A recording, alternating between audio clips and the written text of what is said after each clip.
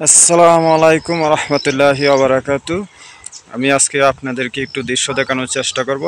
আমার এক বড় ভাই মাছ মারতেছে, আসলে কি মাছ পাওয়া যায় সেই মাছ দেখানোর চেষ্টা করবো। এটা সৌদি আরব। এই যে ভাই দেখেন মাছ মারার জন্য প্রস্তুতি নিছে। আমরা কেউ কেউ জাহি জাল, কেউ কয় কেওয়া জাল।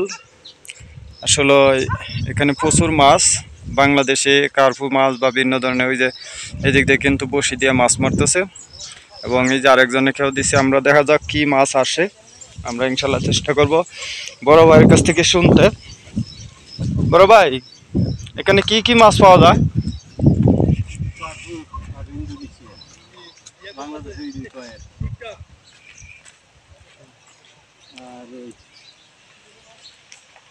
একটু শক্ত বলেন, একটু শক্ত বলেন ভাইজান। আমি একটু আসলে চেষ্টা করতেছি দর্শকদেরকে দেখানোর জন্য, ভাইজানের সাথে একটু কথা বলবো। আসলে এখানে কি মাছ পাওয়া যায় আমরা অবশ্যই দেখব।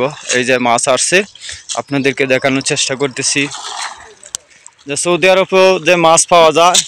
এই যে দেখেন মাছ, আপনারা বলবেন যে বাইরে কি মাছ মারতেছে। এই যে বাংলাদেশের মাছ। ভাই এই মাছটা কি নাম একটু যদি বলতেন।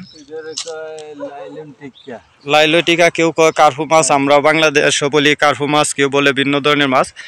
আচ্ছা, আমি এই যে আরেকজন ভাই অবশ্যই এখানে মাছ কিন্তু প্রচুর মাছ আসছে। আমি একটু দেখানোর চেষ্টা করব আবারও যে সৌদি আরবে এত মাছ থাকে আসলে কখনো কল্পনা করা যায় না।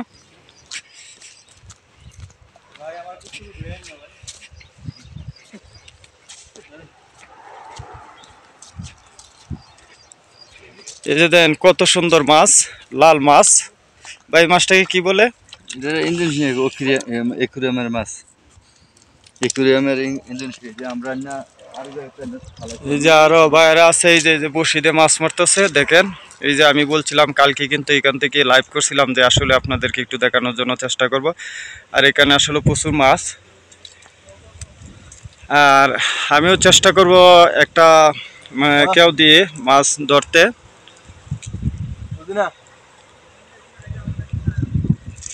তারা কিন্তু আসলে প্রচুর মাছ পাইছে, আমি দেখলাম এবং আপনারাও তো নিজেরাও দেখলেন যে আসলে কি কি মাছ এখানে পাওয়া যায়।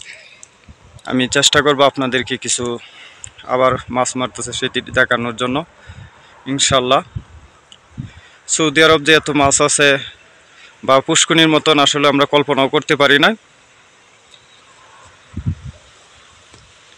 এই যে দেখেন আমার বাহিরের দেশের যে বাইরে আছে তারা কিন্তু বসি দিয়ে মাছ মারতেছে, আর আমরাও চেষ্টা করতেছি কিছু দেখানোর জন্য আপনাদেরকে।